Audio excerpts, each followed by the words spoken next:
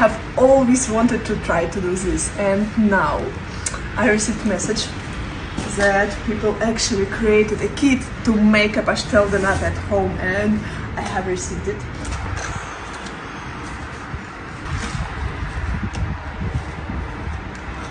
Oh, it's actually, you can use it several times.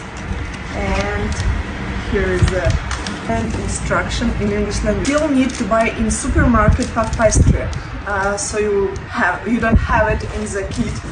Then we need to make sausage out of puff pastry and cut it in small pieces. I think it's more or less like this. Next step, we need to squeeze in the puff pastry in a form. It's actually very fun to do and very nice. And now the main deal. We are taking the powder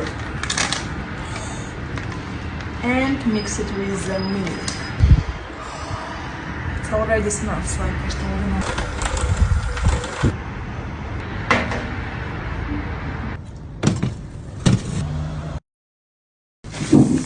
My first self-made pastel de nata ever.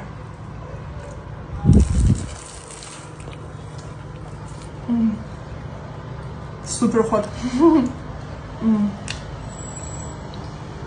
So good. It's real pastel de nata.